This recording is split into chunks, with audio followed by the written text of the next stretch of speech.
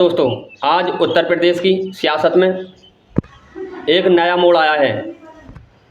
यानी कि एक तीसरा मोर्चा बना है जिसको हम गठबंधन कहते हैं। वैसे तो पूरे भारत में एक एनडीए गठबंधन है और एक इंडिया गठबंधन है, लेकिन एक जो तीसरा मोर्चा बना है, तीसरा गठबंधन बना है, उसका नाम है पीडीएम, यानी पिछला दलित और मुसलमान, जो ना ही इंडिया गठबंधन का हिस्सा है और ना ही एनडीए गठबंधन का हिस्सा है, बल्कि एक नया गठबंधन है जिसको तीसरा मोर्चा नाम दिया गया है और उसका नाम पीडीएम रखा गया है। यानी गठबंधन में कई सारी पार्टियां हैं, जैसे सबसे मेन पार्टी है असदुद्दीन ओवैसी की एआईएम पार्टी, और दूसरी पार्टी है उत्तर प्रदेश की अपना दल कामेरेवादी पल्लवी पटेल जी की, और ये पार्टी भी इसमें शामिल हो सकती हैं ऐसा माना जा रहा है। जैसे चंद्रशेखर आज़ाद उर्फ रावण जी की पार्टी है आज़ाद समाज पार्टी, और डॉक्टर सर्जन अयूब अंसारी की पार्टी है पीस पार्टी, और केशव प्रसाद मौर्य जी की पार्टी है,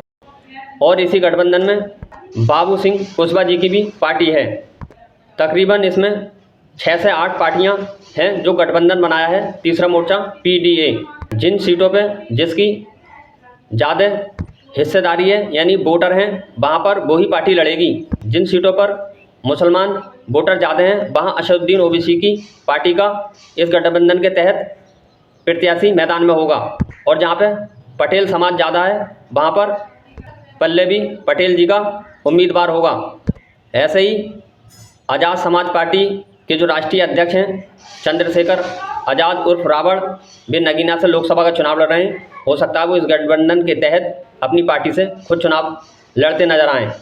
और अगर ये मजबूती से चुनाव लड़ते हैं और ऐसा होता है तो आने वाले टाइम में इससे उत्तर प्रदेश में एनडीए खास करके समाजवादी पार्टी को बहुत ही बड़ा नुकसान होने वाला है। बचा कुचा जो कमी रह जाएगी इंडिया गठबंधन को, यानी अखिलेश यादव को उत्तर प्रदेश में, तो वे मायावती जी पूरा कर देंगी अलग चुनाव लड़ करके इंडिया गठबंधन से, क्योंकि जहां पर समाजवादी पार्टी ने अपना इंडिया गठबंधन के तहत प्रत्याशी उतारा है मैदान में जिस समाज से, उसी समाज से मायावती जी भी भाजपा से उम्मीदवार बना रही हैं, जिससे वोटों का बंटवारा होगा और बीजेपी को डायरेक्ट फ़ायदा होगा। असदुद्दीन ओवैसी इस गठबंधन के तहत पश्चिमी उत्तर प्रदेश में कई सीटों पर चुनाव लड़ते हुए उनके प्रत्याशी दिखाई देंगे, जैसे संभल, अमरोहा, कानपुर, बदायूं, अलीगढ़ वगैरह सीटों पर, जहां पर मुस्लिम बहुल्य सीटें हैं। और पहले चरण में एआईएम पार्टी का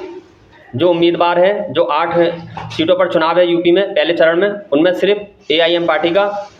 उम्मीदवार मुरादाबाद से चुनाव लड़ रहा है। किसी सीट पर पहले चरण में उत्तर प्रदेश में एआईएम पार्टी का कोई भी प्रत्याशी चुनाव नहीं लड़ रहा है। वहाँ पर भी मुरादाबाद में एआईएम पार्टी के प्रत्याशी ने आखिरी वक्त में अपना पर्चा भरा था, ये देखते हुए कि एसटी हसन का टिकट काट दिया गया है समाजवादी पार्टी से और रूसी बीरा को मैदान में उतारा गया है इंडिया गठबंधन के तहत। जबकि मुरादाबाद में 48 से 50% मुस्लिम वोटर हैं, उसके बावजूद भी बराबर के ज़िले से, बिजनौर से एक दूसरे समाज से ला करके टिकट दिया गया है, जिससे कि मुसलमानों में मुरादाबाद की नाराज़गी है, और वो ये कहते हैं कि वोट हमारा राज ये करेंगे, हम वोट देंगे मुरादाबाद के, राज बिजनौर के करेंगे। तो इससे कहीं ना कहीं ओबीसी का प्रत्याशी मजबूत होगा और मुसलमानों के वोट ओबीसी पे जाने की पूरी उम्मीद है मुरादाबाद में। और बाकी आप भाजपा को जानते ही हो